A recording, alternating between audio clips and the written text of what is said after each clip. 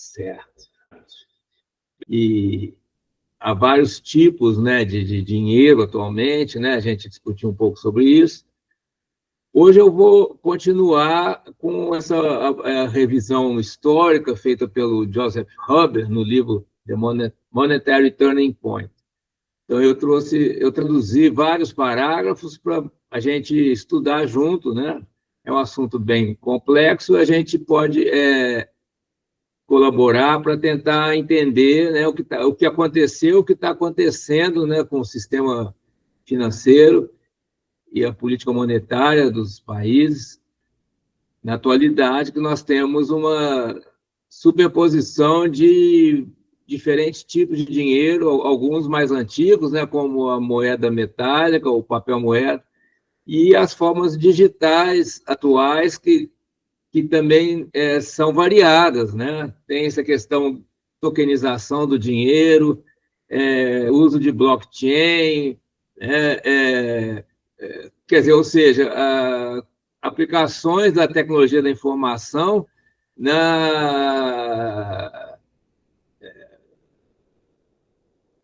interface entre o sistema financeiro e os usuários, né? O povo, né? Aquilo, o Joseph Huber faz a distinção entre bancos e não bancos, né? Os não bancos somos nós, né? Os bancos, aí tem as instituições financeiras em geral, né? Que têm acesso, né? Às reservas e que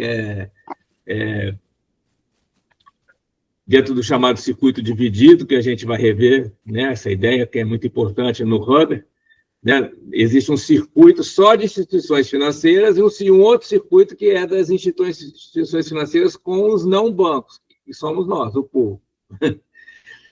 Certo? Então, ele faz um retrospecto das formas de dinheiro, das modalidades de dinheiro na história, né? E voltando, né, ao período chamado metalista, em que havia uma identidade entre dinheiro e moeda metálica, né? Mas isso trouxe alguns problemas, então eu vou seguir aqui os parágrafos do livro dele, eu estou citando as páginas, né, para quem se interessar em aprofundar ou conferir.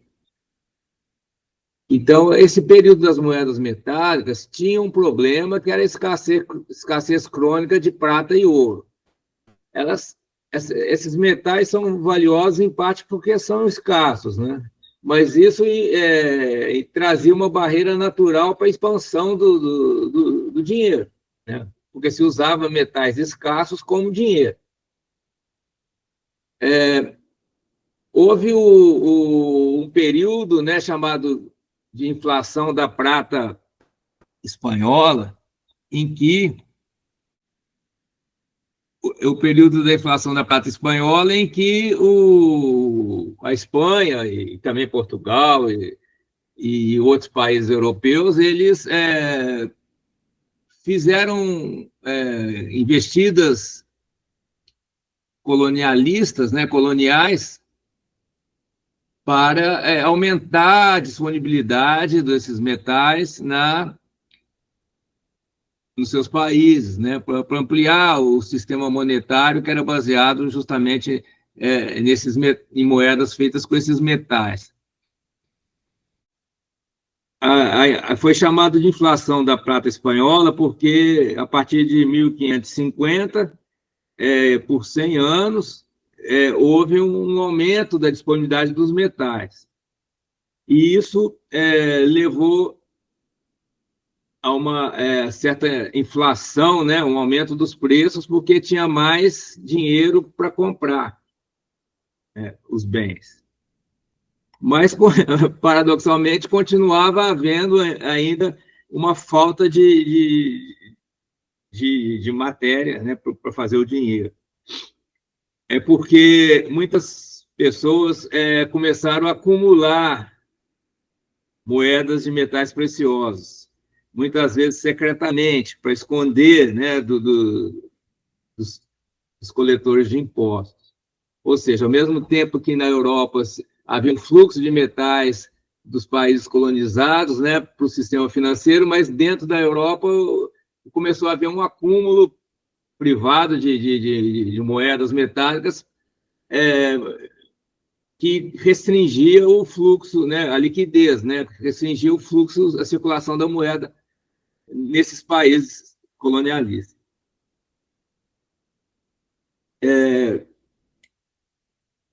Também começou a acontecer fraudes, né? O Luiz Brigitte estava me falando isso ontem, né? As moedas eram dissolvidas e recunhadas com menos prata, menos ouro, né? Isso acontecia de um modo fraudulento. Então, o teor de ouro e prata das moedas começou a diminuir, né? Se faziam ligas, né, de metais para, com a mesma quantidade de metal precioso, cunhar mais moedas, mas elas mantendo o mesmo valor nominal, né? E isso aconteceu até 1630, na Guerra dos 30 Anos, em que começou-se a distinguir entre dinheiro bom e dinheiro ruim. Ou seja, o, o próprio mercado, né, o próprio processo de uso da moeda pelo povo não resultou em uma confiança geral, né?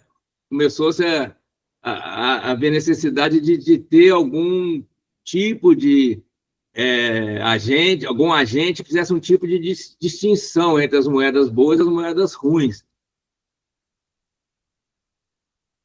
Isso levando em seguida, né, ao papel moeda. Mas aí que é interessante notar que a era do papel moeda, que começa em 1660 e vai até 1840, o papel moeda sem garantia estatal, certo? Ele não substitui totalmente a moeda metálica. As moedas metálicas continuam, né, a existir, mas elas começam a haver um crivo, né, uma avaliação, uma distinção entre as moedas boas e as falsificadas, ruins, né? E surge, então, o papel moeda. A prata e o ouro permanecem predominantes em geral, né, como assim uma garantia de valor, né, em que o meio monetário se de um material valioso, né? Mas sofre uma perda relativa de importância ao longo das décadas. Isso foi a questão da escassez foi resolvida com a impressão de papel moeda, que pode ser impresso em qualquer o papel moeda pode ser impresso em qualquer quantidade que se queira. Não há escassez de papel para fazer dinheiro, né?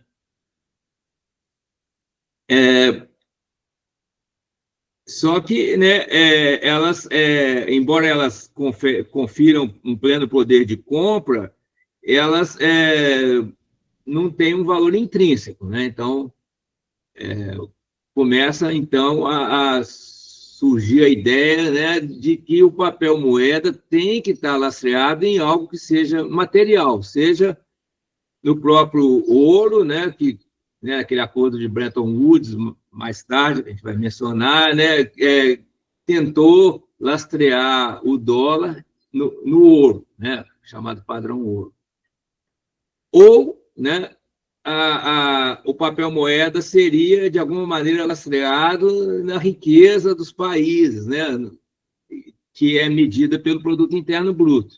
Então, é o que eu estou chamando de conceito materialista do dinheiro, em que o papel moeda, nesse período que começa nessa época, né, e vem até hoje, de certa maneira, né, a emissão de papel moeda é justificada pelos estados, né, pelos países, com base no crescimento da produção de bens materiais, produto interno bruto. As moedas metálicas, elas sempre foram dinheiro um dinheiro que tem um valor intrínseco, né? E o Keynes, ele valorizava isso também, já no século XX.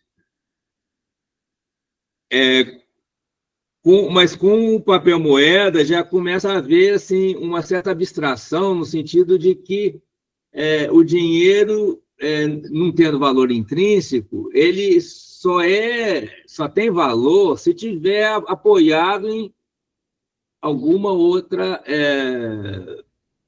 em algum outro fator, né, que tem em que a sociedade atribui poder, né, no caso aí do Estado, né? A evolução do papel moeda, ele começa sendo emitido por bancos privados e depois ele passa a ser emitido pelo Estado. Então, o valor de uma cédula, né, ela é garantida pelo fato de ser emitida por um Estado nacional.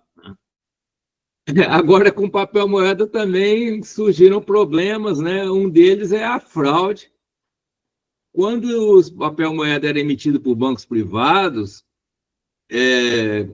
esses bancos privados eles eram protegidos ou amparados, né, pelos reis e rainhas, né?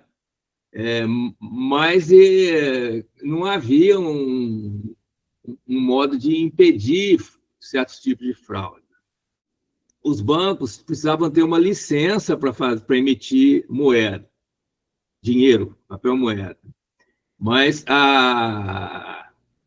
após obter a licença, não havia uma fiscalização rigorosa de como eles faziam as emissões, né?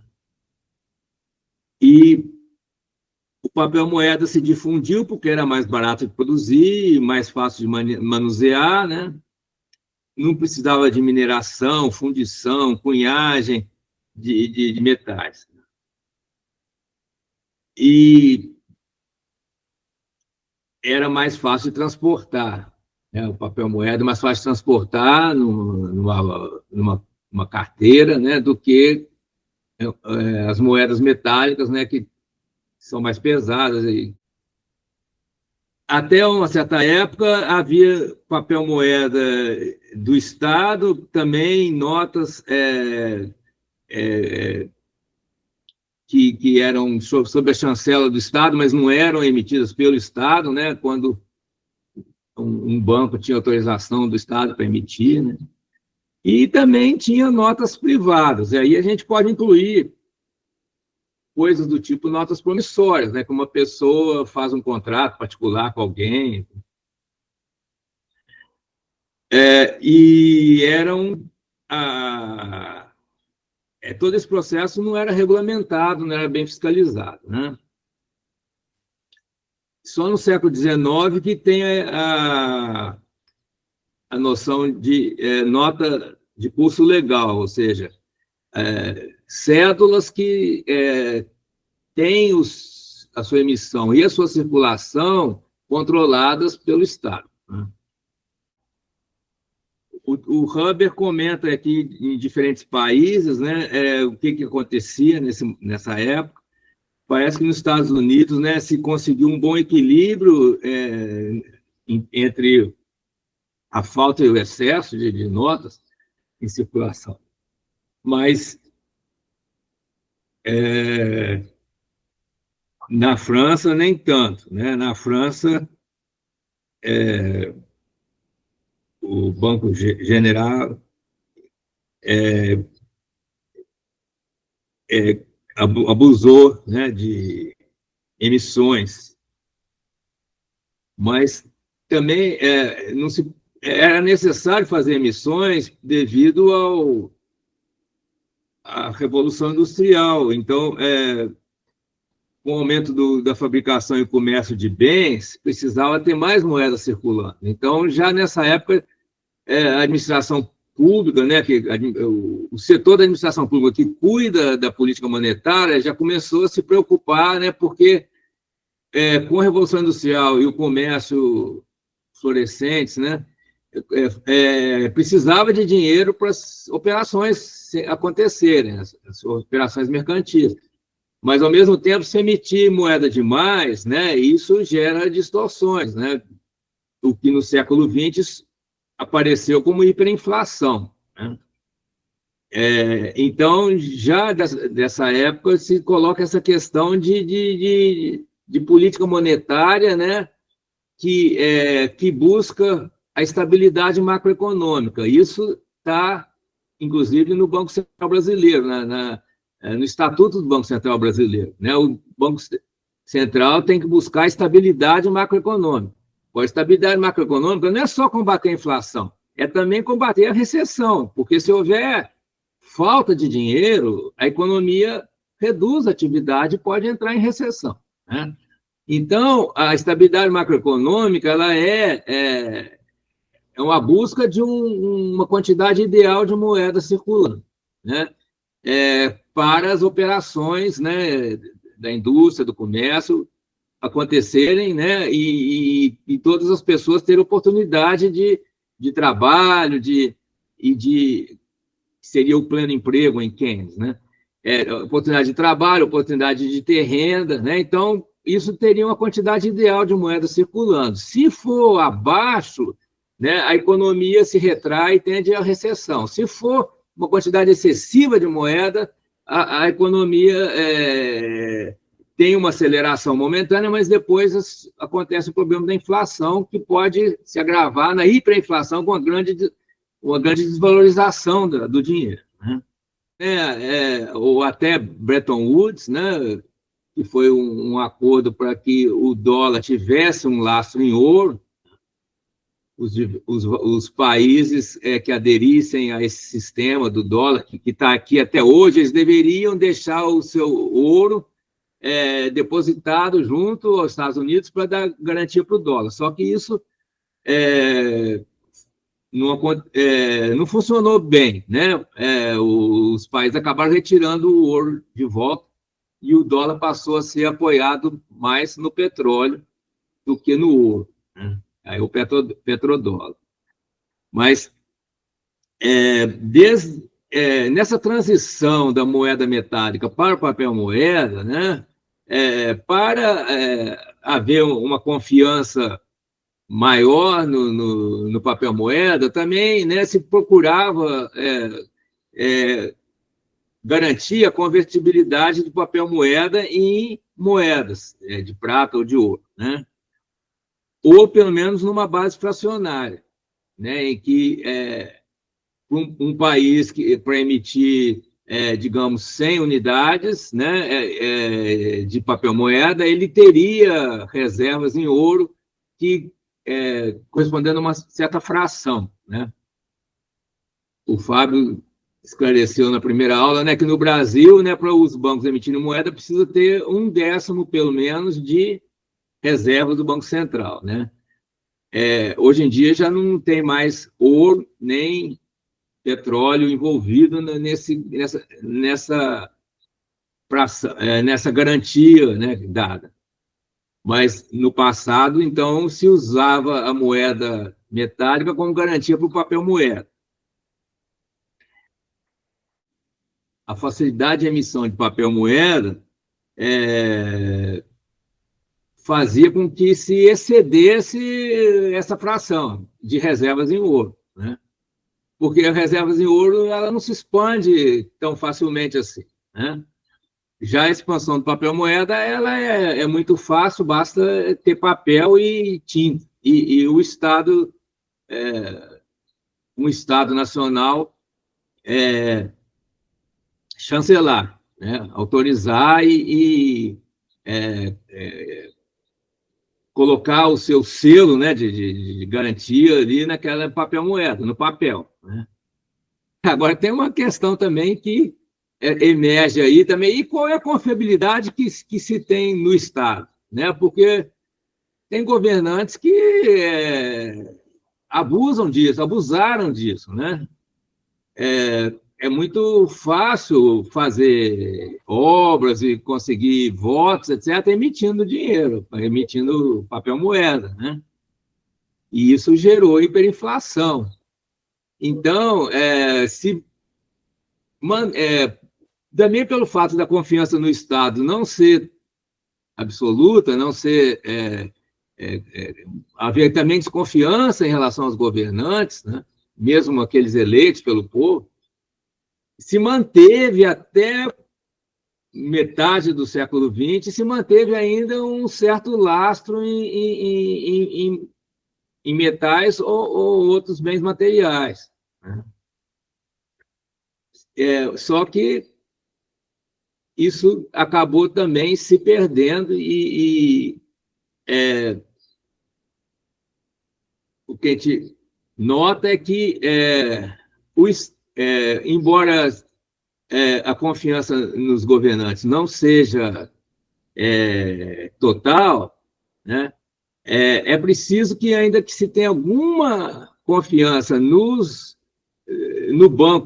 bancos centrais, aqueles que emitem a moeda, né, porque essa confiança que vai se passar para o sistema monetário como um todo, né, para os bancos que atualmente também emitem moeda, né, como a gente viu, moeda bancária. Então, né, no Brasil, por exemplo, né, se votou a autonomia do Banco Central. Para quê? Para que o Banco Central faça uma política monetária adequada, mesmo com os diferentes governantes que se sucederem na presidência, no executivo, né? Então, é um assunto muito polêmico, essa autonomia do Banco Central. Por quê? Se supõe que um Banco Central autônomo seja mais confiável do que os governantes eleitos pelo povo, né? E já tem um projeto, né, para transformar o Banco Central numa entidade privada, desvinculá-lo, deixar de ser um banco estatal, né? Isso é mais radical, é baseado nos Estados Unidos, que o Fed, né, ele não é do Estado, né? Ele trabalha como uma empresa independente, o Fed que emite, né, as reservas, Federal Reserve, né? O sistema financeiro ele tem vários componentes, né? Então, tem o Tesouro, que emite os títulos, tem o Banco Central, ou o Fed, nos Estados Unidos, que converte os títulos em reservas, né? E tem os bancos comerciais que convertem as reservas e emitem o dinheiro que é usado pelo povo, né? Num regime fracionário, né? Para uma unidade de reserva emitida pelo Banco Central, o banco particular ele emite 10 vezes mais aqui no Brasil, né? E como a gente não trabalha mais com papel, nem com as moedas metálicas que têm um valor intrínseco, nem com papel moeda ancorado em ouro ou em petróleo, né, a forma que se encontra atualmente de aumentar a confiança no dinheiro que a gente usa, né, foi essa autonomia do Banco Central aqui no Brasil. Só que isso reduz a soberania do Estado em emitir o dinheiro para o seu próprio uso, seu próprio gasto. Então, o Estado não pode emitir reais para pagar, por exemplo, os aposentados, né? A gente sabe que o pagamento dos aposentados, do funcionário público, consome boa parte do orçamento único, né, do Brasil, que anualmente o Congresso vota, né, mas tem as despesas obrigatórias, quer dizer, tem que pagar os aposentados. O Estado não pode emitir reais e pagar o aposentado. O Estado tem que, através do Banco Central, né, converter títulos em reserva, tem que leiloar essas reservas e, com o dinheiro que captar no leilão, vai pagar as despesas obrigatórias. Só que, com esse sistema, o Estado tem que pagar juros para as pessoas comprarem, para os bancos, né? Só instituições financeiras podem comprar reservas, né? Pessoa física e jurídica não bancária não pode lidar com reservas, só instituições credenciadas. Tem que pagar juros. E isso, então, aumenta a dívida, a chamada dívida pública, que é uma dívida que vem, né, de origens meio misteriosas, mas que, na atualidade, ela é realimentada pelos juros que o Estado tem que pagar para captar o dinheiro para o próprio Estado pagar suas contas, porque o Estado não pode criar moeda de varejo, né? Não pode criar o real que é usado para pagar os aposentados, para pagar o Bolsa Família, para o Sistema Único de Saúde, né? Para todo o sistema educacional e obras, infraestrutura, etc. O Estado não, embora teoricamente o Estado brasileiro seja monetariamente soberano, ele só pode criar títulos e converter em reserva, mas ele não pode criar a moeda que é usada para fazer os seus pagamentos. Essa moeda vem dos bancos. Os bancos, para disponibilizar essa moeda para o Estado, esses bancos cobram juros. E isso aumenta a dívida, chamada dívida pública, que é a dívida que o Estado contrai para captar verbas reais dos bancos para o Estado pagar suas contas, né? Então, se a gente não entender isso, fica muito difícil de entender a discussão que nós temos no dia a dia aí sobre dívida pública, reforma da Previdência, né, privatização de estatais. Por que tudo isso, né? O que se alega é que, privatizando estatais, o Estado vai ter menos despesas, e isso vai reduzir o aumento da dívida pública. Ninguém fala em pagar a dívida pública, porque ela é impagável, assim como a dívida pública de todos os outros países ela é impagável. O que se fala é reduzir o aumento da dívida pública, né, por meio de um superávit fiscal. Como obter o superávit fiscal? Aí precisa reduzir os gastos ou aumentar a arrecadação. A terceira opção que ninguém fala é que, se o Estado puder emitir o dinheiro que ele usa para pagar suas despesas, né, não vai precisar mais pagar os juros que aumentam a dívida pública. E como é que é isso? Seria emitindo papel moeda, porque o papel moeda ele pode ser usado para pagar as contas do Estado, né? Pagar aposentado, pagar o SUS, pagar educação, Bolsa Família, né? Só que, né, o que aconteceu? Né? O Brasil fechou a Casa da Moeda, não tem mais Casa da Moeda, né? Se reduziu, praticamente não se emite mais papel moeda. Né? Então, é aquilo que o André Lara Rezende chamou de camisa de força ideológica, que bloqueia a emissão de dinheiro pelo Estado, né? E se tem aquela ilusão de que o dinheiro que o Estado precisa vem do povo, o Estado tem que recolher através de aumento de impostos, né? É um erro isso aí, porque, na verdade, o emissor primário do dinheiro é o Estado. Só que existe essa camisa de força que o Estado não imprimir, não emitir o dinheiro que ele precisa para os seus gastos, né? Ele tem que captar isso dos bancos, pagando juros, isso aumenta a dívida. Mas se o Estado emitisse papel moeda, ele poderia pagar suas contas sem pegar dinheiro com os bancos. Só que aí o que se alega é que, se emitir papel moeda, vai gerar inflação, né? Porque certos conceitos de inflação, que nós vamos discutir na aula vindoura, só de emitir o dinheiro já aumentou a inflação, porque se você faz uma simples razão entre a quantidade de dinheiro e os bens disponíveis, né, a produção, o produto interno bruto, etc., só de emitir o dinheiro já aumentou a inflação. Mas não é essa inflação que interessa para o povo. A inflação que interessa para o povo é o preço das coisas no mercado, né? É o preço dos produtos. Bem, eu só estou colocando isso assim para a gente relacionar essa questão do papel moeda e do circuito dividido com a realidade nossa aqui, né? Isso aí é uma questão assim bem atual e que a sociedade brasileira ainda não compreendeu e ainda não sabe como resolver. E tem pessoas muito bem informadas que trabalham 24 horas por dia para manter as coisas do jeito que elas estão, porque as coisas do jeito que elas estão são muito favoráveis para, né, quem já é detentor de recursos que podem ser investidos e render lucro, né, para essas pessoas. Mas, assim como acontece nos Estados Unidos, isso leva a uma oligarquia, né? Um número relativamente reduzido de pessoas e grupos que se tornam cada vez mais ricos, né? Acumulam cada vez mais o capital, e uma maioria que se torna cada vez mais pobre e endividada, né?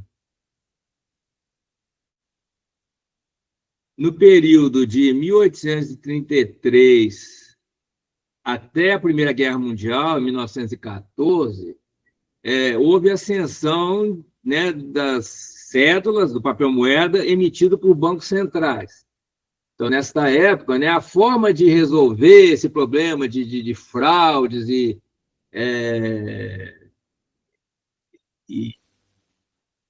falta de confiança nas moedas privadas, né, nas cédulas emitidas por entidades privadas, foi, né, a chancela do Estado. Então, os estados ou já tinham um banco público, um banco chamado Banco Central, que passou a ter essa função de emitir o dinheiro, né? Emitir o papel moeda, certo? Isso existe até hoje, né? Embora tenha perdido a dominância, né? Deixou de ser, hoje em dia não é mais o dinheiro dominante, o papel moeda.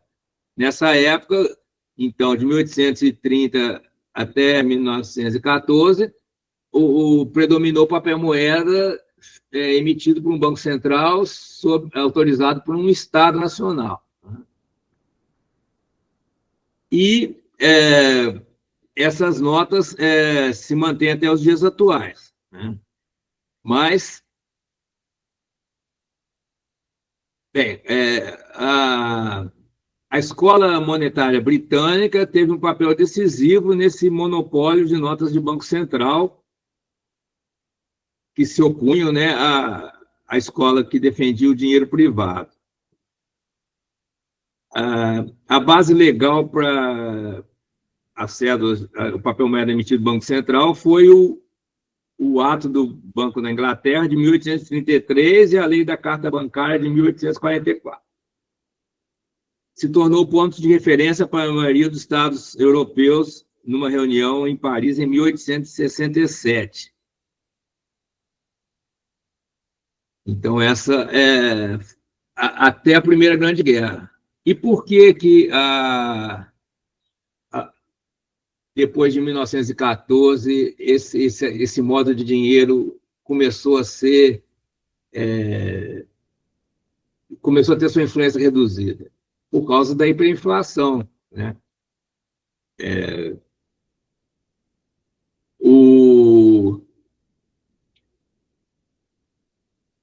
O papel moeda é suscetível, né, desse problema, ele pode ser emitido à vontade, então, né, isso gera inflação, hiperinflação. Então, a confiança no Estado também foi relativizada, né? Porque muitos estados abusaram, muitos governantes abusaram da emissão de papel moeda. E aí, isso levou à ideia, né, do padrão ouro, que seria lastrear o papel moeda numa reserva de ouro, que estaria sob o controle do Estado. E aí, a partir de 1914, se tenta adotar isso, né? O chamado padrão ouro, que limitaria a criação de cédulas dos bancos centrais de acordo com estoques de ouro existentes. Certo? E em 1944, acordo de Bretton Woods, se estabeleceu, né, que o dólar americano, que estava se tornando a moeda do comércio internacional, né, muito por causa da aliança que se formou, né, no combate ao nazismo, que o dólar americano teria um lastro em ouro. Quer dizer, a emissão do dólar seria limitada pelo estoque de ouro que os Estados Unidos teriam. E os aliados dos Estados Unidos, ao assinar esse acordo, se comprometiam a deixar o seu ouro junto ao Estado americano para ele emitir os dólares. Então, essa ideia do padrão ouro para o dólar é uma herança do metalismo, só que é muito mais conveniente do que o metalismo, porque é apenas uma fração de ouro que seria mantida como reserva, né? Então, não seria o ouro circulando.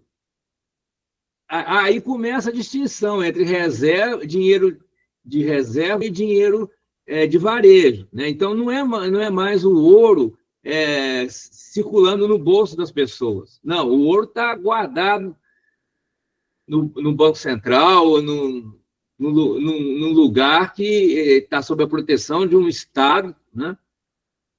E serve de lastro para a emissão de papel moeda. No caso aí, o dólar, as verdinhas, né?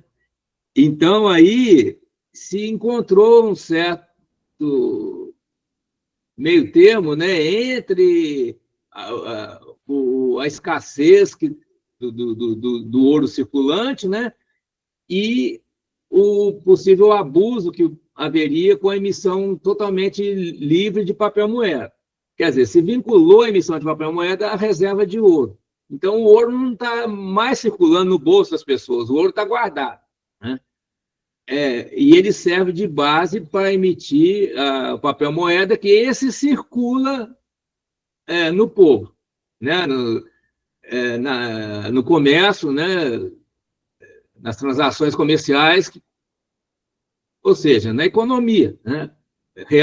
Economia real, distinguindo entre a economia puramente financeira e a economia de bens, né? De trocas, compras e vendas, investimentos que o povo faz.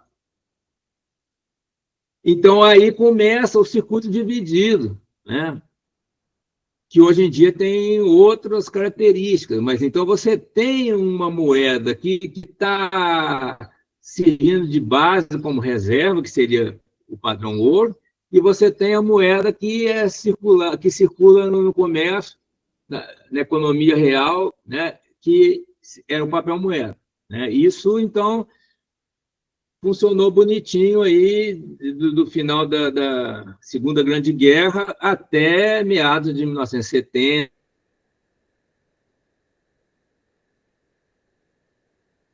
né? Então, a gerada a partir deles é muito maior. Então, isso supriu o crescimento da economia a partir da Segunda Grande Guerra, né? Com papel moeda baseado no dólar, né? Em todos os países, ou praticamente todos os países envolvidos na aliança vencedora, né, sob a liderança norte-americana. Nesse momento, né, os Estados Unidos têm um papel que a gente poderia chamar de progressista, de estar com a sua moeda impulsionando o desenvolvimento econômico em boa parte do planeta, né?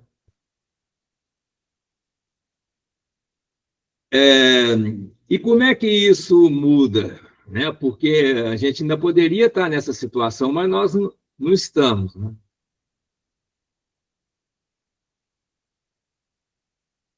Isso muda porque o eu não posso dizer isso assim como se fosse uma verdade científica, um resultado de uma pesquisa científica, mas o que se especula, né, é que os Estados Unidos abusou, né, desse sistema em que o dólar era ainda né, uma moeda dominante e, e as reservas de ouro estariam sob controle. O fato é que os países começaram a desconfiar disso e começaram a solicitar o ouro de volta, né? Solicitar o ouro de volta e então que aconteceu? Os Estados Unidos substituiu a reserva em ouro pelo petróleo, né? Quer dizer, ainda tem a ideia de que o papel moeda ou o dinheiro bancário, né, circulante na economia real, deveria ter um laço, né? Como houve uma espécie de uma desistência de se manter o ouro de todos os países nos Estados Unidos, o que os Estados Unidos fez, né? Ele fez o seguinte, né? Nós não temos mais essa quantidade de ouro necessária para dar suporte para o dólar. Então, agora vai ser o petróleo. Nós vamos, então, ter uma riqueza material, né, que é necessária para todos os países, para manter o seu sistema, né, de energia. Então, a garantia que o dólar vai ter é o petróleo. Então, mas para isso, os Estados Unidos precisam controlar o petróleo, controlar a extração, o refino e a distribuição, né? E a comercialização do petróleo tem que ser feita com dólar. Não pode vender o petróleo em outra moeda, né? Então, essa foi a estratégia usada, né? E que, de certa maneira, se mantém até hoje, mas não sem problemas, né? Nesse ínterim, acontece um outro fenômeno, que é a substituição do papel moeda pelo dinheiro bancário. E já começa também no início do século XX, né? Então, nas palavras do Huber, né, essa época foi marcada pela ascensão do dinheiro bancário, que chegou no auge, talvez, em 2008, gerando aquela famosa crise imobiliária. Então, há um declínio do uso do dinheiro em espécie, né, do papel moeda, e também um declínio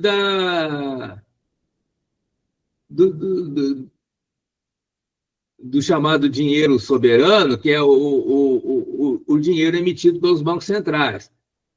Porque, de certa maneira, os bancos particulares, né, os bancos privados, eles passaram a ter uma liberdade de emitir moeda em quantidade muito maior do que as reservas que eles detêm, né? A gente viu que aqui no Brasil basta ter uma fração de 1 para 10 em reservas. Então, a gente tem a ilusão de que, detendo 10% do valor em reservas, que os 100% emitidos estão garantidos, mas não está. Na verdade, né, está multiplicando por 10. Então, 9/10 das emissões dos bancos não estão garantidas por reserva pelo Estado Federal. Uma parte disso pode estar garantido pelo patrimônio dos bancos. Mas a gente vê que quando um banco está em dificuldade e aí tem uma auditoria, o patrimônio do banco já foi para o beleléu, já foi, né? Os donos do banco já vão colocando o patrimônio em nomes de outras pessoas. Então, o que sobra mesmo são as reservas para garantir os créditos que os clientes têm. Bem, mas eu acho que a gente entendendo um pouco essa questão do dólar e do petróleo já ajuda bastante a entender a história recente, né, a história atual. E por isso também que se diz, né, alguns analistas dizem que a partir do momento que os países produtores de petróleo decidem, ou não sei se já decidiram, mas, né, se cogita da entrada de países do Oriente Médio nos BRICS e a venda de petróleo sem ser pelo dólar, aí esse império americano começa a ruir, né? porque ele foi construído na base, né, do vínculo entre petróleo e dólar. A partir do momento que o petróleo pode ser vendido em outra moeda, né, o poder do dólar começa a decair de forma meio vertiginosa, né?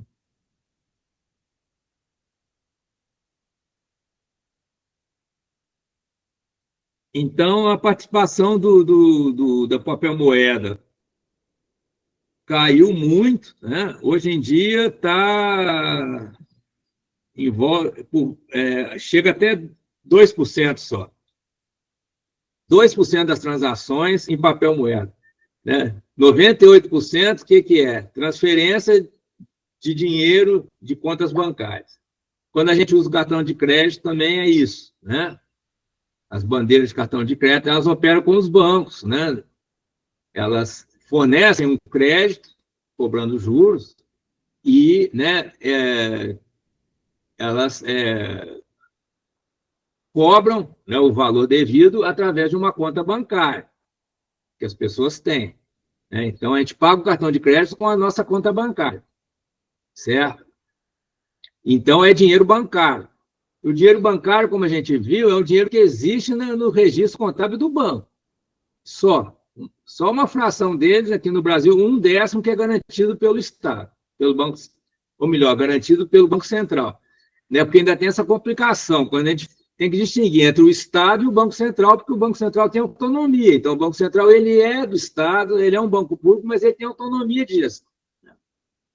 Então, o Fábio também falou que existe um fundo, né? Os próprios bancos privados, eles criaram um fundo para garantir uma parte dos depósitos, né? Isso é importante, porque, vocês lembram, né, no confisco do Collor, tinha até um certo valor não foi confiscado, né? Porque tinha uma certa garantia mínima, né? Que atualmente é de 250 mil por conta, né? Então, o dinheiro bancário,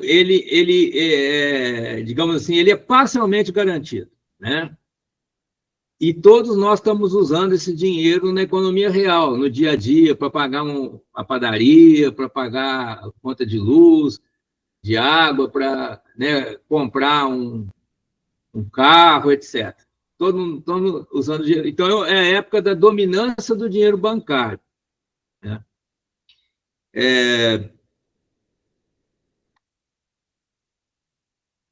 Retomando aqui o texto do Joseph Huber, né, do livro The Monetary Turning Point,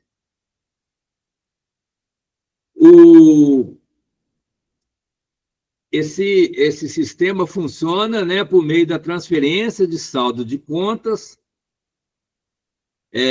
compensação interbancária de créditos e débitos, né? Como meio de pagamento geral, o dinheiro bancário já surgiu por volta de 1900, né? A teoria do crédito bancário data de 1890. Então, não é algo assim tão novo, mas que se tornou dominante ao longo do tempo.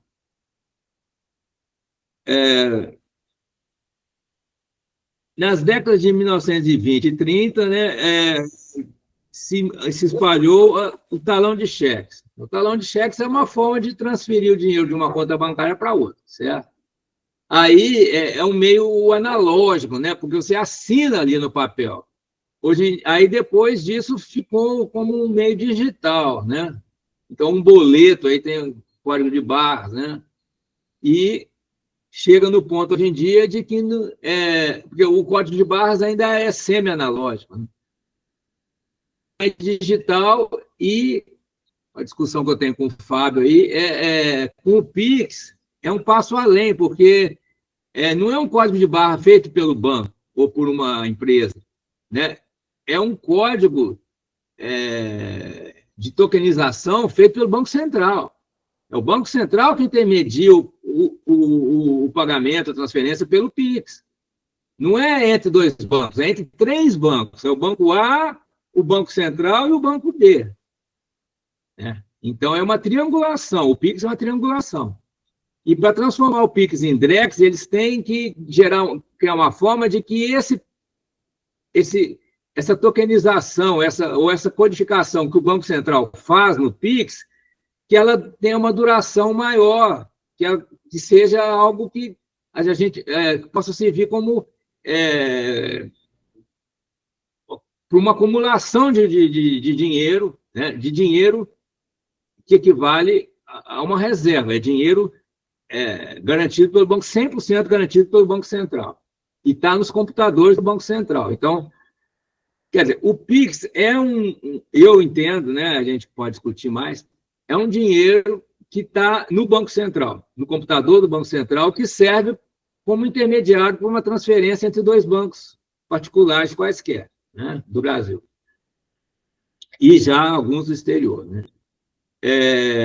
Só que o Pix é um dinheiro que dura pouco tempo, porque quando é feita a transferência, esse dinheiro é cancelado, né? Então, para transformar em Drex, que seria uma moeda não, desculpa, um dinheiro que tem estatuto de reserva, ou seja, um dinheiro que está nos computadores do Banco Central e tem garantia do Banco Central, para transformar em Drex seria preciso não liquidar esse dinheiro, ou seja, ele ser retido ali no Banco Central, né, e que pudesse ter uma acumulação dele ali em nome de alguma instituição. Parece que não vai ser permitido para pessoas físicas e jurídicas não bancárias. Teria que ser uma instituição financeira, teria uma conta nesse tipo de dinheiro junto ao Banco Central. Então, é um dinheiro totalmente garantido. Não é dinheiro bancário, é um dinheiro que existe no computador do Banco Central, não um dinheiro que existe no computador do Banco do Brasil, ou do Bradesco, ou do Santander. Certo? Mas no que nós estamos falando aqui, na evolução histórica, né, é de um dinheiro bancário que não tem essa intermediação do Banco Central, que a novidade do Pix foi colocar o Banco Central como intermediário entre dois bancos particulares, para você ter maior rapidez e garantia e segurança nas transações, né? E também maior acessibilidade para o povo, porque muitos lugares que não tem nem agência bancária, que as pessoas não podem ter uma conta, né? Abrir uma conta, tem dificuldade para abrir uma conta, etc. Agora também tem os bancos digitais, mas muitos lugares, né, as pessoas não têm nem assim, informação, condição de abrir uma conta fisicamente, num banco físico ou num banco digital, né? Elas podem usar o Pix facilmente porque usa uma chave, né, que vai estar cadastrada no Banco Central e vai estar ligado, né, com o telefone ou o CPF da pessoa. E isso já existe bancos de dados que têm esses números, né, cadastrados. Isso, né, quer dizer, cada vez mais a gestão da informação é integrada, né? E quem faz a integração dessa informação pode ser o Estado Federal, né, que tem os seus bancos de dados, e também acontece, né, com as empresas de tecnologia da informação, né? Mas só que o Pix, ele até o momento, ele não envolve empresas privadas, né? Ele é um sistema do Banco Central, que é um banco público, estatal, né? Então, ele é gratuito. Por isso também, se o Pix fosse mediado por uma empresa que precisa ter lucro para sobreviver, para continuar existindo, né, o Pix seria taxado. E então é a situação que a gente tem hoje, né? Mas retornando um pouco aí para o passado, né? A prática de compensação de saldo de contas remonta aos bancos italianos no período do Renascimento, né? Então, não é tão essa forma, essa modalidade de dinheiro bancário ou interbancário, ela já existe há muito tempo, né? Mas a dominância do sistema financeiro foi era moeda metálica, depois papel moeda lastreado em metais, né, em reservas de ouro. Depois, papel moeda baseado em reserva de petróleo, né? E agora se retoma, né, um sistema de dinheiro bancário apoiado ou lastreado em reservas de um banco central, né?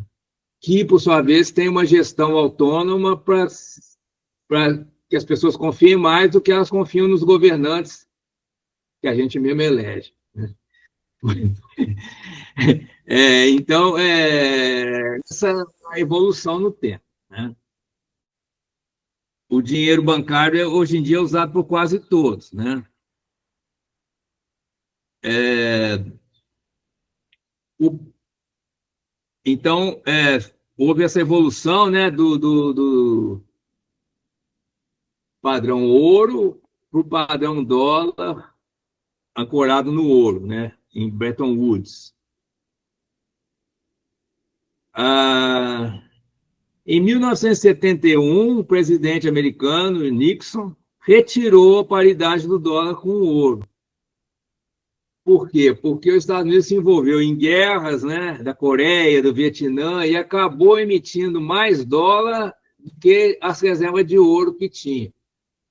Então, em 71, Nixon, quer dizer, os Estados Unidos abusou do poder que o acordo de Bretton Woods tinha dado, né?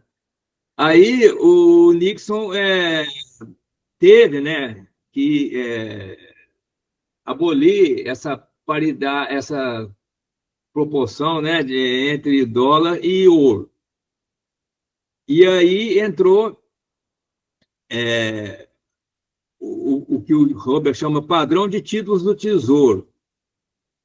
Então, o Tesouro emite títulos que são convertidos em reservas, que são convertidos em dólar circulante. Isso gerou uma expansão monetária ainda maior desde 1980, o que contribuiu para o crescimento econômico e elevação de padrões de vida. Isso foi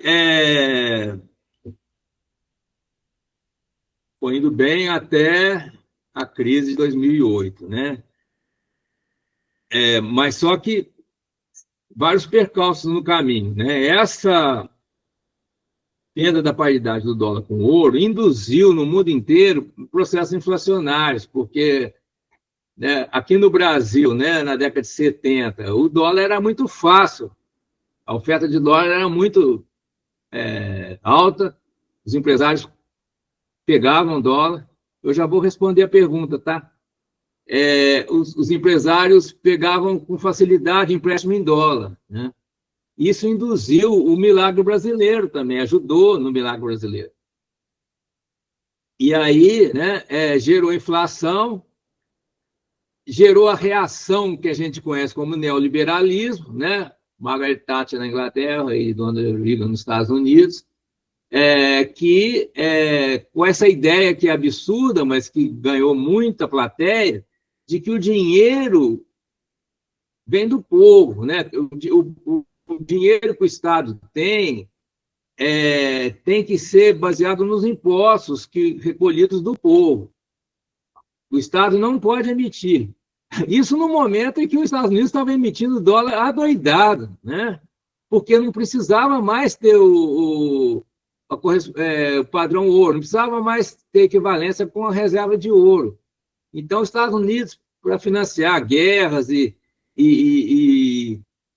para financiar o próprio desenvolvimento industrial, comercial, do mundo todo, né, que estava ligado com o dólar, que está ligado com o dólar, os Estados Unidos emitiu até hoje adoidado dólar. E aí vem o neoliberalismo na Inglaterra e nos próprios Estados Unidos, dizendo que o Estado não deve emitir dinheiro, que ele deve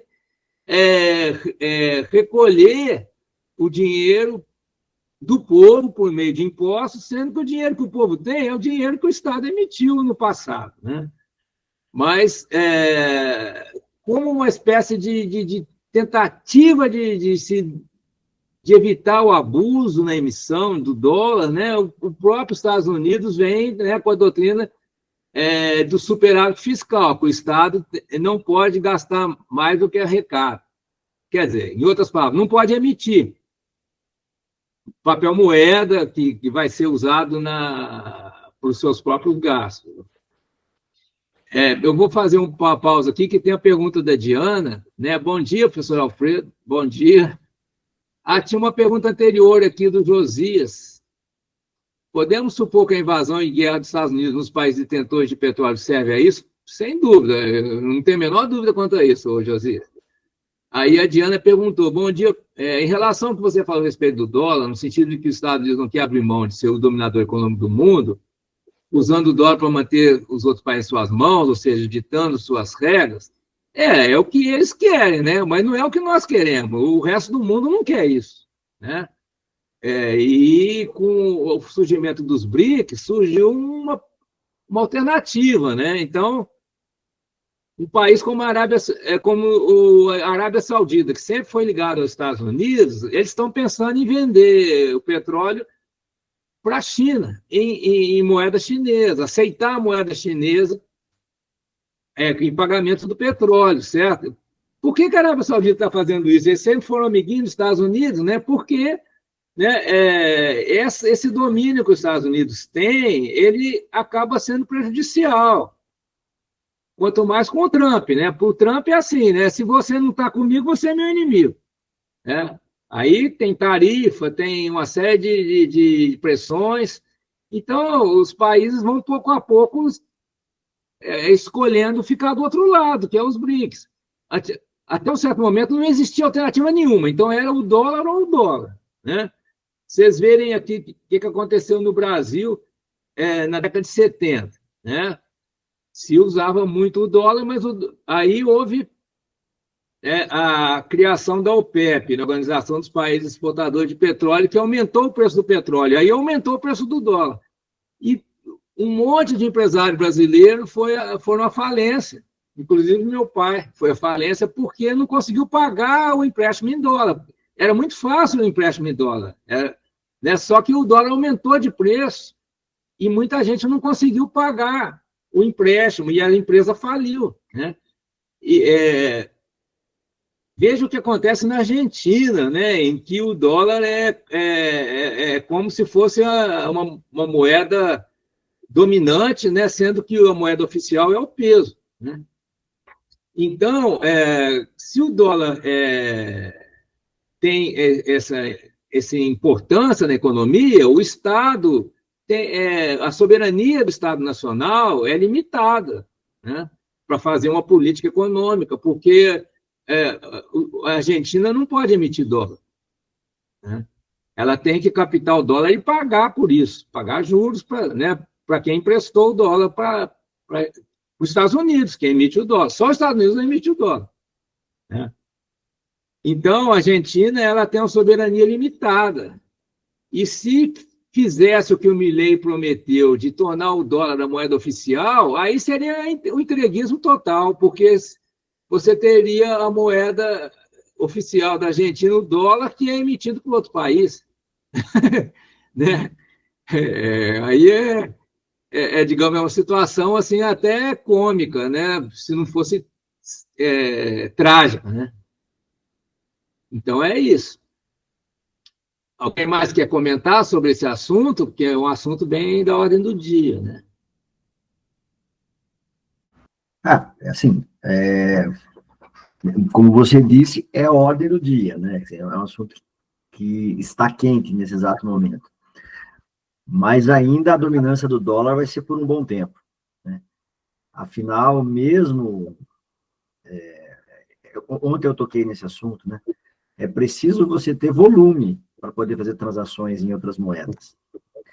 E o volume não é a moeda corrente, né? Quando se faz uma negociação, um câmbio, o que acontece é uma negociação, lógico, envolve uns valores, mas as duas pontas, né? As duas pontas, tanto a ponta vendedora quanto a ponta compradora, faz o que a gente chama de hedge, que é proteção contra a flutuação cambial, certo? Então, você imagina que eu vou vender, sei lá, um produto para a China. Eu vou entregar esse produto, fecho o contrato e vou entregar o produto daqui 2 meses. E eu faço negociação em renminbi, ou yuan, vamos popularizar a palavra. Eu não sei quanto que isso vai estar valendo daqui 2 meses. Então, eu preciso fazer uma proteção da variação cambial. E como que eu faço essa proteção da variação cambial? Eu faço através do que a gente chama de mercado futuro. Como eu vou receber em renminbi daqui 2 meses, eu vou a mercado futuro e trago esse preço. Eu vendo um contrato futuro de renminbi, no valor exato da minha venda. Então, eu travo isso, o câmbio, agora, negociando um contrato futuro. Ok, é assim que todo mundo faz, em dólar também, em qualquer moeda. Só que eu tenho que ter, para que eu venda o contrato futuro, tem que ter alguém que compre na outra ponta. Então, eu tenho que ter volume de negociação de contratos futuros para aquela respectiva moeda. E no mercado mundial, a gente ainda não tem esse volume suficiente para outras moedas que não o dólar e euro. Né? E o euro ainda está bem atrás do dólar. Então, essa dominância do dólar ainda depende dessa evolução de mercados futuros para outras moedas. E isso vai depender da disponibilidade dessas moedas para todo mundo. Né? Então, se você tem uma moeda muito controlada, como o renminbi, você ainda tem dificuldade de ter a disponibilidade necessária para fazer essa movimentação. E aí, a negociação, ela acaba sendo limitada por essa liquidez. Coisa que não acontece com o dólar ainda, porque dólar é uma espécie abundante. Enquanto... Biologia aí, né? Usando um pouco da biologia. Para quem não sabe, eu sou biólogo. Para ninguém sabe, é só você. Eu sou biólogo. Então, é uma espécie abundante, enquanto as outras moedas são espécies mais raras. Então, é isso. Mas, olha, a dominância ainda acontecerá, eu acho que existe um movimento, mas essa dominância ainda vai demorar um tempo. E ela vai ser quebrada pouco a pouco, né? Olha, o Banco do Povo da China pode emitir o renminbi à vontade, certo? Não existe, hoje em dia, basta clicar no computador e ele emite lá 1 trilhão de renminbi.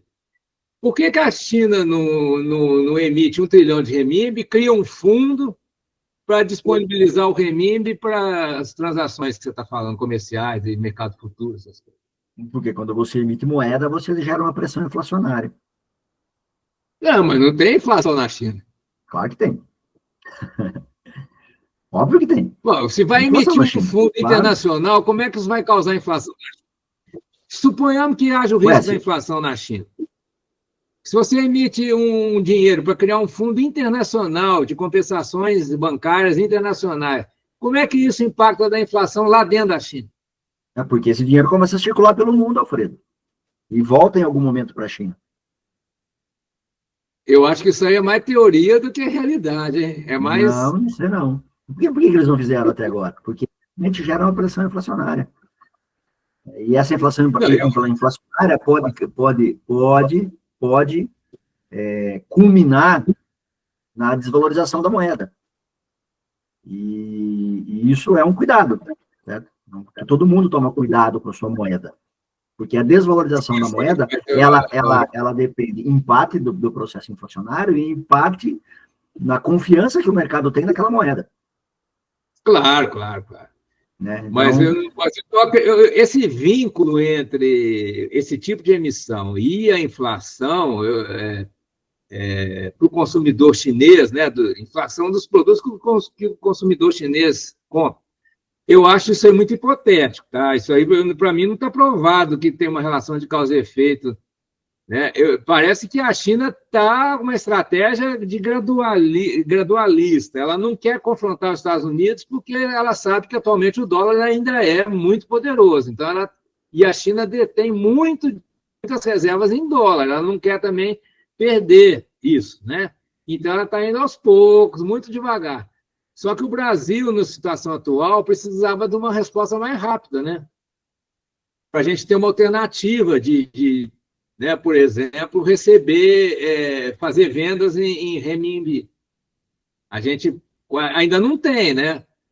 A pessoa física no Brasil não tem ainda como ter uma conta em renminbi para fazer uma viagem para a China. Né? Agora não precisa que eu saiba como. Para a China. Eu não conheço nenhuma ferramenta para ter uma reserva em renminbi. Se você quiser... Agora não precisa mais de visto para ir um mês na China, né? A China liberou o brasileiro visitar a China. Agora, você vai ter que comprar renminbi, aí vai ter que comprar dólar e converter o dólar para o renminbi. Não tem como comprar direto o renminbi, né? Mas essa relação entre a abundância do dinheiro e valorização da moeda existe. Vamos imaginar que a China resolvesse liquidar todos os seus títulos públicos americanos, quase 1 trilhão de títulos públicos americanos. Seria uma tragédia para os Estados Unidos. A tragédia completa, porque eu teria uma inundação de dólar para dentro da economia americana. E isso desvalorizaria a moeda. Sim. Mas para a gente, para o Brasil, talvez fosse bom isso, não? Valorizaria o real. Para os Estados Unidos, sim, porque você teria uma desvalorização imensa. Então, existe essa relação entre abundância de dinheiro e valorização da moeda. Porque existe o processo inflacionário. Mas aí é complicado isso, mas nem toda emissão visada a um fim estratégico, né? Por exemplo, para financiar a agricultura, por exemplo, nem toda emissão vai gerar abundância de liquidez, né? Porque se o dinheiro é direcionado para um determinado fim, por exemplo, comprar equipamentos, tratores da China para a agricultura familiar, né? Isso aí não está entrando em circulação assim tão imediatamente, né? Nem toda emissão. Então... O que seria inflacionário é esse fundo de 1 trilhão que você falou aí seria. Mas nem tudo isso que eles não fazem. Depende para onde esse não vai, né? Eu acho que essa que não é a emissão em si, é o destino da emissão que pode gerar inflação. Né? Agora, você dizer automaticamente emitiu, já aumentou a inflação, mas antes do dinheiro circular... Isso não é. Não é assim, mas há um modelo teórico indicando que existe uma relação causal entre excesso de moeda e inflação. Esse modelo é muito discutível, assim, em termos dos seus termos, né, dos pesos que se dá a cada um dos elementos da equação, mas, enfim, independentemente desses pesos que se dá à equação, desse modelo, independentemente disso, há alguma relação de ordem direta entre excesso de moeda circulante e inflação. Inflação, basicamente, inflação é a perda de capacidade de compra do dinheiro. Basicamente é isso, né? Mas é que esses resultados favoráveis a essa teoria, eles são baseados na época do papel moeda, né? Que circula livremente. Ainda, eu não sei se já existe algum tipo de estudo mostrando que emissão de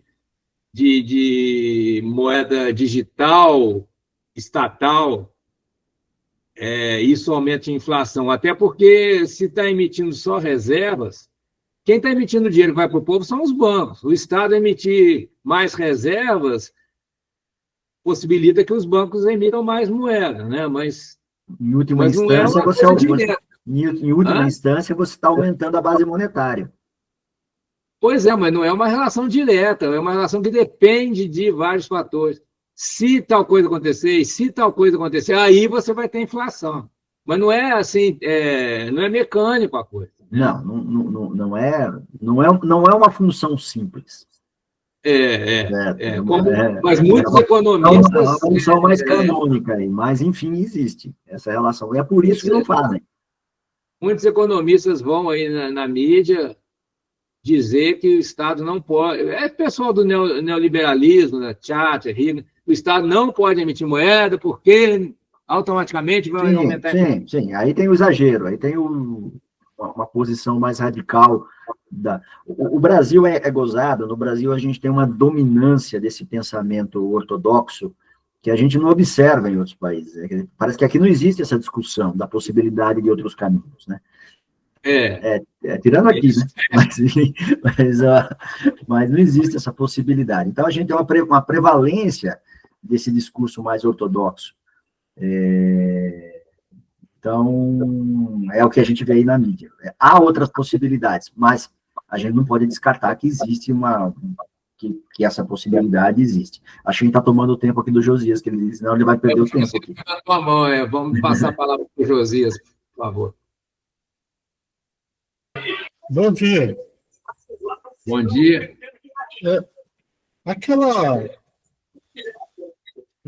Aquela negociação que vocês estavam falando de projetar no câmbio futuro para vender um produto que você vai entregar no futuro, isso não pode gerar uma espécie de especulação se não for bem pensado, bem organizado? Como é que isso pode atrapalhar a economia? Pode gerar ou não pode gerar a especulação? Gera, Josias. Gera, claro. Veja, o câmbio futuro, esses mecanismos de proteção, que a gente chama de hedging, eles foram criados para proteção. Mas todos esses mecanismos, qualquer mecanismo de proteção, seja esse ou outros que a gente tem no mercado, abre o espaço para o especulador, né? O especulador, ele sempre vai estar ali, né? O especulador, ele é ao mesmo tempo um mau agente e um bom agente. O mau agente, então vamos desmistificar um pouco da palavra especulador, né? Qual é a parte má da especulação? É quando existe uma especulação coordenada, um ataque à moeda, por exemplo. Isso é uma coisa muito má, né, da especulação. A coisa boa da especulação é que o especulador dá liquidez para o mercado. Então, quando o especulador participa do mercado, aquele mercado fica líquido. E é muito mais fácil para aqueles elementos que estão utilizando o mercado como proteção, por exemplo, ou para fazer negócios de fato que são importantes. Isso facilita a vida de quem está fazendo isso. Não houvessem os especuladores, em mercados onde não há muitos especuladores, o mercado é muito ilíquido e é muito difícil você fazer essas operações. Então, o especulador, ele tem uma conotação muito negativa quando a gente fala dele, mas ele tem a sua importância no mercado. É ele quem confere liquidez, é ele quem confere um número alto de movimentações, de forma que você possa montar a sua posição enquanto pessoa que está se defendendo, usando esse exemplo, da melhor maneira possível, né? Não fosse assim, você ficaria muito na dependência da falta de liquidez, né? Que o sistema financeiro está em 3 camadas, né? A camada básica seria os títulos, reservas, cédulas e tokens estatais, quer dizer, o dinheiro estatal, chamado dinheiro legal, né? Dinheiro de base legal. Hoje em dia, esse dinheiro corresponde a registros em computadores de bancos centrais ou o Federal Reserve nos Estados Unidos, que é uma espécie do Banco Central, né? E desses aí, só as cédulas e tokens são de varejo, ou seja, podem ser usados por pessoas físicas e jurídicas na economia de mercado. Sendo que token aqui seria o Pix, na interpretação que eu faço, esse token que dura menos de um segundo, mas seria um token, seria um dinheiro estatal que é usado na transferência interbancária. Quando se tornar o Drex, vai ser um dinheiro mais duradouro, né, que pode ser acumulado. Oi, Jorge, obrigado aí por participar, te aguardo de tarde. A segunda camada é o que a gente estava falando, o dinheiro bancário. Ele existe como registro contábil em bancos. Antes era em livros, né, escrito lá com caneta, num livro, né? Agora é no computador também, computador do banco. Tem como garantia uma fração dele é garantida por reservas, que é o dinheiro do número tipo 1, né? dinheiro estatal. Então, uma parte do dinheiro bancário é garantido por reservas. O dinheiro bancário é o que é aceito no varejo e também para pagamento de impostos. Então, o Estado não pode emitir diretamente o dinheiro bancário, são os bancos, instituições financeiras que podem fazer isso, né? Mas o Estado capta esse dinheiro através dos impostos e taxas, e esses impostos e taxas que vão constituir, né, o orçamento único no Brasil, né?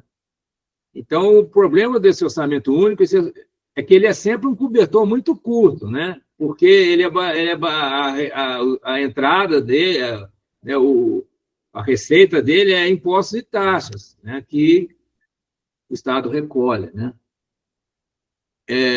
E ele é usado por pessoas físicas e jurídicas, pessoas jurídicas não bancárias na economia de mercado.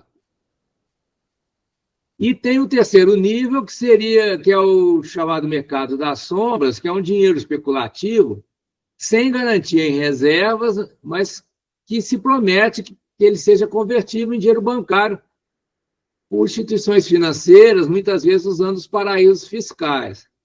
Na crise de 2008, crise imobiliária nos Estados Unidos, né,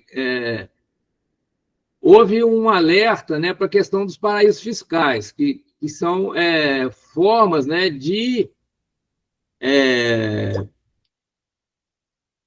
burlar as leis que regem o sistema financeiro, principalmente, quer dizer, dois aspectos que são burlados. Um é a necessidade de ter reservas para garantir, né, o dinheiro emitido pelos bancos. E a questão dos impostos também, né? Porque se você faz uma transação oficial, né, isso aí vai gerar imposto a ser recolhido. Ô, Fábio, você gostaria de acrescentar algo aí a respeito de paraíso fiscal? Porque eu não, assim, não estudei especificamente esse assunto. Não sei se você conhece como é que funciona o paraíso fiscal. O microfone está fechado. Desculpe, eu estou pensando aqui como que isso pode, que assim, até onde eu conheço sobre paraíso fiscal são locais como o próprio nome diz, né? Onde você pode depositar dinheiro e ali há um sigilo enorme e você tem vantagens tributárias de fazer negociação usando o paraíso fiscal. O paraíso fiscal, normalmente, até onde eu entendo, é para benefícios fiscais, seja fiscais para a movimentação de uma empresa no seu dia a dia, ou seja, um paraíso fiscal para processos sucessórios na linha vertical entre descendentes, por exemplo. Mas eu não estou conseguindo captar exatamente como é que ele entra nessa conversa aqui, Alfredo. Seria mais ou menos o seguinte, né? Você ter um banco emprestando para outro banco, que empresta para outro banco e voltando depois para o primeiro, sendo que alguns desses estão em paraíso fiscal para que essa cadeia toda não seja percebida pelas auditorias. Então, você tem uma espécie de uma multiplicação do dinheiro por transferências entre bancos e voltando para o primeiro de uma forma que não se consegue traçar que esse primeiro banco está sendo beneficiário porque passou pelo paraíso fiscal e perdeu o registro. E aí volta para esse mesmo banco ou para essa mesma pessoa uma quantidade maior do que a inicial. Só que eu não sei os detalhes, mas a ideia é essa. Tá, isso. É uma espécie de uma pirâmide em que o dinheiro cresce através de circulando em vários bancos, e que se isso fosse detectado aqui nesse país que está essa primeira instituição, isso seria detectado por uma auditoria e seria considerado uma fraude. Só que passando pelo paraíso fiscal, apaga o registro e não se consegue... E aí esse dinheiro chega como se fosse de uma outra origem.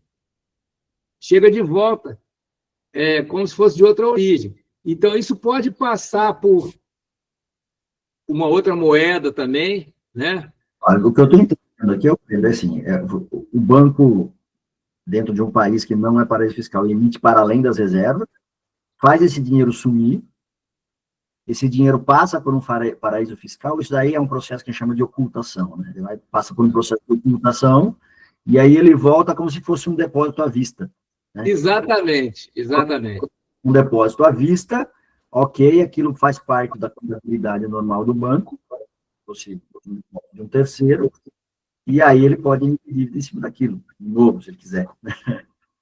Isso aí, eu não consegui explicar então, bem. Então, acho que é isso, ele emite acima do que ele deve, então fora da lei, ele oculta, através de movimentações, várias movimentações, passando por locais de baixa regulação, como são os paraísos fiscais, e volta legalmente por um outro mecanismo ali.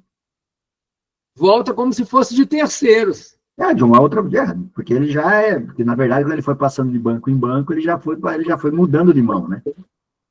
Entre aspas, se a gente fosse usar a nossa nomenclatura, foi mudando de CPF. Aí volta como se fosse um outro CPF lá. Assim pode ser. Assim pode ser. Mas a origem é uma emissão fora do padrão. Né? Então, esse termo aqui é usado por vários autores. Até tem um boletim do Banco Central brasileiro, né, que está alertando para essa questão aí do mercado das sombras. A Ellen Brown também usa esse termo, mercado das sombras, porque você vai conseguir aumentar a quantidade de dinheiro, né, burlando as regras que procuram garantir o valor do dinheiro.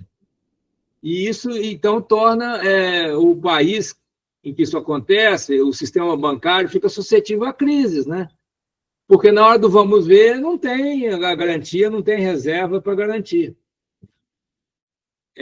Citando agora o Huber, páginas 63 e 64, circuito único e dividido, que é um conceito que eu já mencionei, e agora nós vamos ver um pouquinho mais em detalhes nas palavras do autor que identificou isso.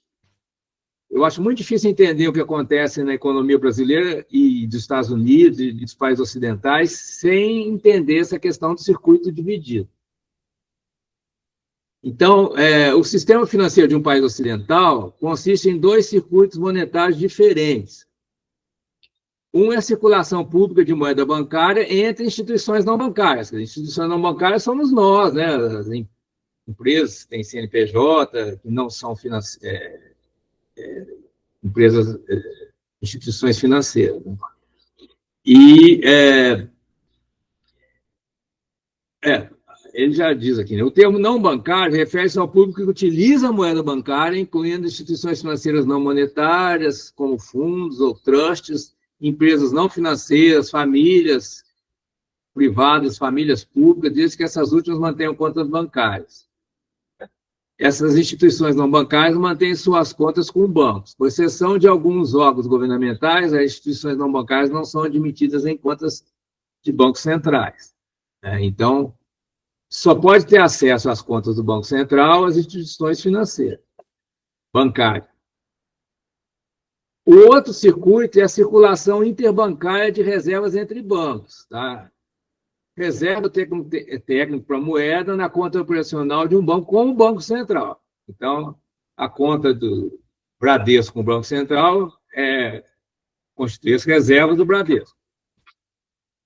Mais precisamente, as reservas aqui mencionadas são reservas de pagamento, ou seja, as reservas líquidas excedentes para a realização de pagamentos interbancários,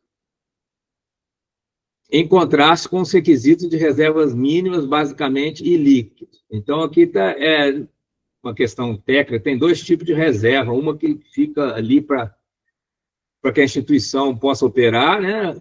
E outra que vai ser utilizada quando tem a transferência entre bancos. E eu entendo que essas reservas de pagamento, ou seja, reservas líquidas, que são tokenizadas e são o PIX, se transformam no PIX. Certo? De qualquer maneira, continua existindo a separação entre os dois circuitos. Um circuito que é de bancos comerciais com o povo e outro circuito que é do Banco Central com os bancos comerciais. Que está aqui nessa ilustração, né? Está certinho aqui, né? Então, aqui, ó, o Banco Central fornece reservas para os bancos que servem de garantia para os empréstimos que os bancos fazem para os consumidores, os clientes, né? Customers aqui não é consumidores, é clientes. Só que aqui, né, você põe um fator de 10 aqui, né? Para uma reserva tem 10 unidades aqui de dinheiro. Para uma unidade de reserva, 10 unidades de dinheiro fornecido para os clientes, né? Privados, companhias, instituições. O aumento da demanda por mais dinheiro aqui, isso aqui é economia real, né? Gera, né, uma pressão por mais reservas que os bancos vão, então, solicitar ao Banco Central. Só que nunca você vai ter um contato direto do Banco Central com os clientes, com o povo. Tem sempre um banco como intermediário, um banco comercial aqui, um banco, né? Por sorte, no Brasil, alguns desses bancos são bancos públicos, então possibilita programas como o Bolsa Família, em que o dinheiro é cedido, né, para o povo. Não é um empréstimo. Não precisa pagar de volta o Bolsa Família, né? Isso é possível porque, nesse caso, né, sem pagamento, as reservas... quer dizer, o Congresso decide um certo valor para o Bolsa Família, o Tesouro emite títulos, o Banco Central emite reservas, fornece aqui para a Caixa Econômica, e a Caixa Econômica dá esse dinheiro para os beneficiários do Bolsa Família. Oi, Jéssica, obrigado pela mensagem. Retomamos à tarde, se você puder. Então, se não tivéssemos bancos públicos, né, possivelmente, bem provavelmente, não teríamos Bolsa Família, porque qual banco privado vai querer pegar a reserva e dar o dinheiro para o cliente, né? Então, eu que cheguei a essa conclusão, tá? Vamos deixar claro isso aí, não resulta de eu ter lido um artigo científico, não, mas o Brasil é pioneiro no mundo com esse programa de transferência de dinheiro, e, aliás, né, está acontecendo agora no Rio, né, um congresso mundial da renda básica universal, porque a Bolsa Família é considerada um precursor da renda básica universal, que muita gente acredita que vai ser a solução para a humanidade, né, porque com a redução dos empregos, mecanização, inteligência artificial, os estados vão ter que fornecer uma renda básica. Agora, de onde vem o dinheiro da renda básica? Né? Vem de títulos que são convertidos em reservas, que são fornecidas para bancos públicos, que pagam o Bolsa Família sem necessidade da pessoa que recebeu o Bolsa Família pagar de volta. Então, não é um empréstimo, é uma bolsa, como é que se chama? É um termo feio, né? Mas falar fundo perdido. Quer dizer, é dado, não tem retorno, né, o Bolsa Família. Então, isso acontece, eu acredito, porque nós temos bancos públicos. Nos Estados Unidos, não tem bancos públicos, ou melhor, só tem um banco público, né, o Banco de Dakota.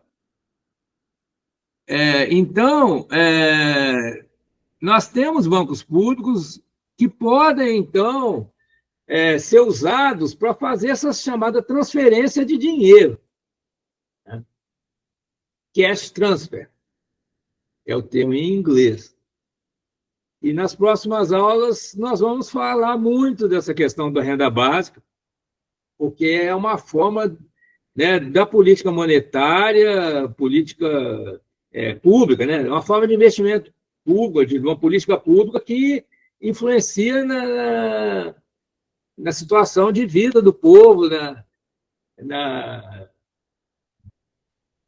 até, né, na estratificação social, ou seja, possibilita que as pessoas tenham uma mobilidade vertical na sociedade, né, saindo de uma situação de extrema pobreza e atingindo uma situação um pouco mais confortável, né, na economia.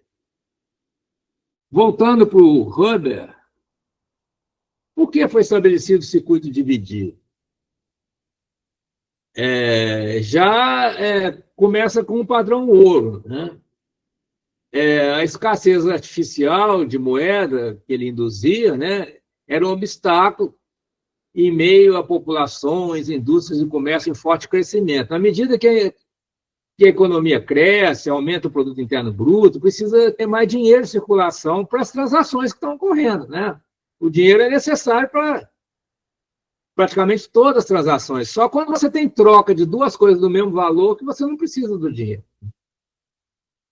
Como resultado, o padrão ouro teve que ser repetidamente relaxado ou mesmo suspenso temporariamente. Além disso, uma quantidade de títulos de governos nacionais foi contabilizada como parte de cobertura de ouro sem grande alarde. Isso aí. Existem títulos que dizem que é baseado no ouro, mas, na verdade, é só um título, não é ouro. Se você aplicar em ouro num banco aí, né, o Fábio pode explicar isso melhor. Uma vez eu fiz uma pequena aplicação para ver como é que era no Banco do Brasil, no ouro. Só que não era... Eu não fiquei proprietário de um pedacinho de ouro. Não, é um título cuja variação é baseada na variação do valor do ouro. Começou a haver isso, né? Títulos em cima do ouro, e não tendo o próprio ouro como garantia, né? Se a pessoa quiser comprar ouro, né, tem que comprar ouro em barra mesmo. Se você comprar ouro através de uma instituição financeira, você vai ter um título cuja variação é baseada na variação do ouro. Mais importante ainda, como alternativa ao dinheiro espécie, uma forma de contornar as restrições do padrão ouro, o setor bancário desenvolveu a possibilidade de dinheiro contábil, ou seja, pagamento sem dinheiro em espécie, por meio de transferências de saldos de contas não bancárias e compensação interbancária de créditos e passivos. Então, para agilizar as coisas e facilitar para os clientes, né, começou-se a ter as transações todas passaram a ser entre contas de bancos, né, descartando o ouro, né, e aí o problema também descartando até, indo além, muito além do que é permitido em relação às reservas de dinheiro bancário, estatal, né? Dinheiro estatal, não dinheiro... Aqui nós estamos opondo dinheiro estatal, que é dinheiro do Banco Central, e dinheiro bancário, que é dinheiro dos bancos comerciais. Aqui é uma ilusão que muita gente tem, inclusive o pessoal da teoria monetária moderna, de achar que o dinheiro emitido pelo Estado que é o predominante na economia real. Não é. O dinheiro predominante na economia real é o dinheiro dos bancos particulares, privados, né? O dinheiro é emitido pelo Banco Central atualmente, né? Nesse momento, ele é apenas uma garantia para o dinheiro dos bancos, que os bancos emitem, né? Mas, então, o Huber diz, pode-se pensar que a moeda do Banco Central é mais importante e determinante em relação à moeda bancária. Temos para a moeda do Banco Central, como moeda base ou moeda com curso legal, tem vários nomes, né? Que não refletem a realidade, né? Sugere a primazia da moeda do Banco Central sobre a moeda dos bancos privados. Isso ainda é verdade em alguns aspectos, mas ao mesmo tempo se tornou enganoso. É verdade em termos de confiabilidade, né? É mais confiável a moeda do Banco Central do que a moeda de um banco particular que pode quebrar. E é fato, né? Então, ele diz, ainda é correto porque as reservas são moedas de primeira ordem, e no caso de moedas nacionais fortes, são um tipo mais seguro de moeda, pelo qual os saldos inerentemente inseguros de moeda bancária são protegidos ou mesmo resgatados no caso de um colapso. Isso aponta para a instabilidade e propensão à crise da moeda bancária, mas ainda assim permanece enganoso, pois isso obscurece o domínio real da moeda bancária hoje. Em termos quantitativos, quer dizer, praticamente 100% da moeda que circula na economia real é a moeda bancária, porque a moeda do Banco Central ela fica só entre os bancos. Então, ela é a forma predominante de criação da moeda usada na economia real, ela é praticamente toda ela criada pelos bancos comerciais. Então, por isso que os bancos comerciais eles são tão importantes e de certo modo, eles têm mais poder que o Banco Central, né? Numa economia como no Brasil. Os bancos comerciais acabam tendo mais poder e decidindo quem vai gerir e como vai gerir o Banco Central. De certa maneira, o presidente do Banco Central ele é eleito pelos bancos comerciais, né? Eleito de fato. De direito é o executivo, é o governante eleito pelo povo, etc. Mas, de fato, quem manda no Banco Central acaba sendo os bancos comerciais, porque eles que estão em contato com a economia real. Isso, então, continuando o Huber, mais 2 slides para a gente terminar. Isso equivale a dizer que todo o sistema monetário e sua dinâmica são liderados pelos bancos comerciais. A iniciativa de criação da moeda cabe aos bancos, não aos bancos centrais. A gente acha, né, que o dinheiro é criado assim, né? Emite títulos, gera reserva, a reserva vai para os bancos particulares, os bancos particulares fazem empréstimo. Mas é o contrário, os bancos particulares fazem empréstimo e induzem a geração de mais reservas pelo Banco Central. Deve-se entender, literalmente, que os bancos centrais refinanciam os bancos comerciais, né? Mediante ou após os fatos que os bancos criaram previamente. Quer dizer, os bancos têm uma situação de fato, eles põem um monte de dinheiro em circulação, né? Fazem empréstimos a juros altos para ter o spread, né? Aí eles pressionam o Banco Central para emitir reservas e pressionam também o Tesouro para emitir títulos, né? O sentido contrário do que muita gente pensa. A causalidade ocorre na direção oposta. Os bancos centrais acomodam a demanda definidora dos bancos por moeda de banco central, reservas e caixa. Aquelas reservas não líquidas que ficam ali para o banco poder atuar, né? Ter o registro, e a moeda que é usada nas transferências entre bancos. Como resultado do refinanciamento do setor bancário pelos bancos centrais, a qualquer momento, aí, ó, a conclusão. Os bancos centrais tornaram-se unilateralmente o banco dos bancos, o banco dos bancos, cumprindo essa função menos no exercício da soberania monetária, mas sim como órgão auxiliar do setor bancário. Então, isso aí dá para entender por que o Banco Central obedece ao mercado e não ao presidente, né? O Lula já falou que ia baixar o juro e tal, mas o Banco Central faz o contrário, aumenta o juro. Por quê? Porque ele é o banco dos... Ele está ali servindo a rede de bancos particulares, privados, né? E por isso, então, que se conseguiu aprovar no Congresso a autonomia do Banco Central e agora, inclusive, se querem desvincular o Banco Central do Estado Federal, né? Para ele ser como nos Estados Unidos, o Federal Reserve é uma empresa privada.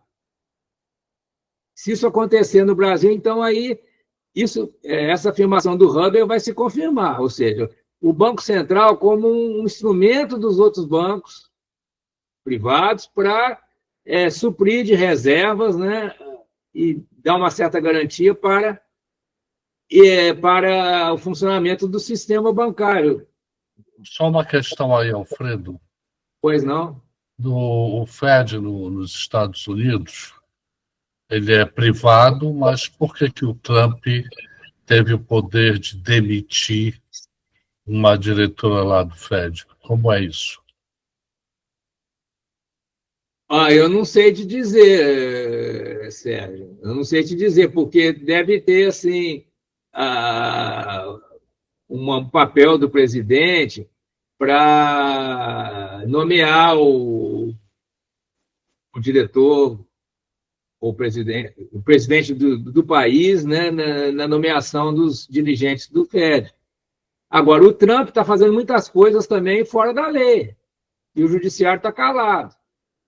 Então, isso aí pode ter sido uma medida autoritária do Trump, né? E mais uma que está passando batida, porque o judiciário, os juízes estão boa parte deles está comprometida com o projeto do Partido Republicano, que elegeu o Trump, e eles não querem confrontar o Trump. Mas pode ser ilegal também. Eu não sei te dizer se existe alguma no estatuto do Fed, se existe alguma cláusula de que a nomeação da diretoria passa pelo presidente do país, ou se foi mais um ato autoritário do Trump. Não sei te dizer. Posso ajudar? Uhum. É que o Fed ele é uma mistura de público e privado, Fredo.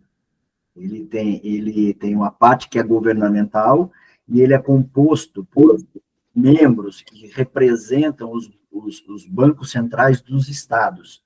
Esses bancos centrais dos estados, eles são como entidades privadas. É por isso que tem essa confusão entre se o Fed é público ou privado. E há uma possibilidade do governo central retirar membros se houver alguns critérios. É lógico que o Trump ele sempre corrompe os critérios, né? Então ele está dizendo que uma das representantes lá falsificou um documento lá, certo? Um documento hipotecário. Mas tem essa composição. O Fed ele tem uma parte que é estatal, governamental, e uma parte que é privada, porque vem dos representantes dos bancos, entre aspas, Feds estaduais, 12, na verdade, e esses sim são entidades privadas. Obrigado. Mais uma vez, esclareceu. Bem, mas a conclusão disso é que, com esse tipo de estatuto que os bancos centrais têm, que o Fed tem, e que aqui no Brasil querem copiar igualzinho para o Banco Central do Brasil, né?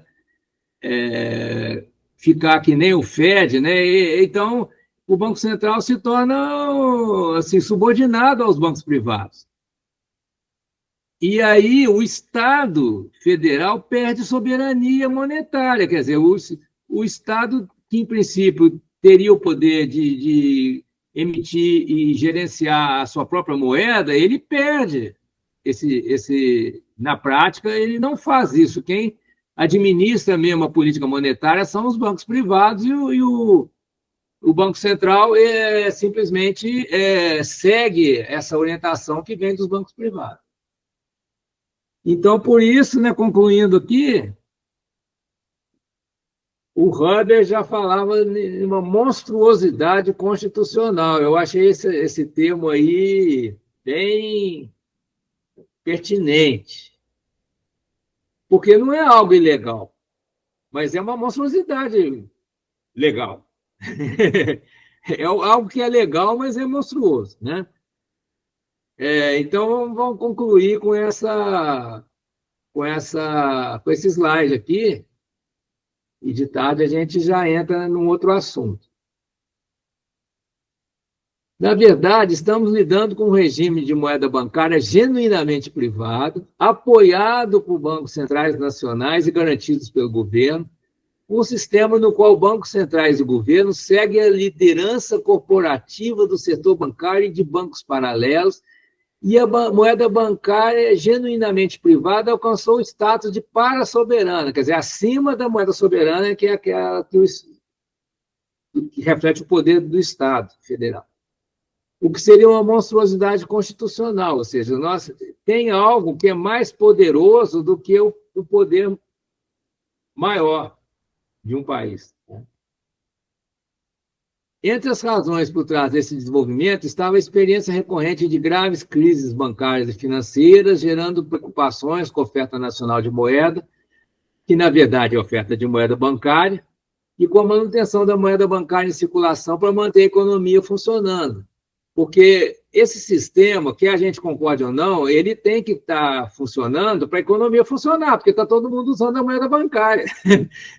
Então, o Estado ficou à mercê desse sistema, né? Por isso que a gente diz que os bancos acabam mandando no Banco Central, e não é o presidente, não é o executivo que manda no Banco Central, de fato, né? É a rede de bancos privados que manda no Banco Central. Por quê? Né? Porque quando um banco particular vai à falência, o Estado tem que socorrer? Né? Porque o funcionamento da economia depende desse sistema.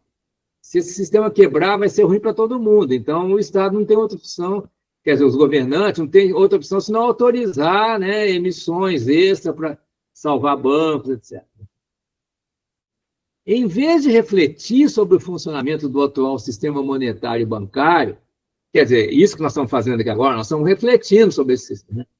Os políticos e os banqueiros do Banco Central têm optado repetidamente por fortalecer o privilégio da moeda bancária privada, caindo na ilusão de serem capazes de tornar os bancos seguros por meio de cada vez mais burocracia. Entre os exemplos recentes está a Lei Dodd-Frank de 2010, depois da crise, né? Quase 1.000 páginas. Então, querendo tampar o sol com a peneira, né? Criar uma série de regras burocráticas para evitar crises, sendo que o sistema tem um defeito, tem problemas intrínsecos, né? Então, em vez de reformar ou mudar radicalmente o sistema financeiro, o que os políticos e os próprios banqueiros têm feito é tentando remendar com alguns rituais burocráticos para tentar tornar esse sistema mais seguro. Mas ele, por sua própria estrutura e funcionamento, ele pode, sim, gerar novas crises e novos problemas. Um dos problemas que gera aqui no Brasil é esse, de manter uma escassez excessiva de dinheiro, tanto que a população, segundo as pesquisas, 80% dos brasileiros estão endividados, né? E apenas menos de 5% tem realmente uma condição financeira favorável, né? Certo, gente? Então, eu vou concluir com isso. Se alguém mais quiser fazer algum comentário, fique à vontade.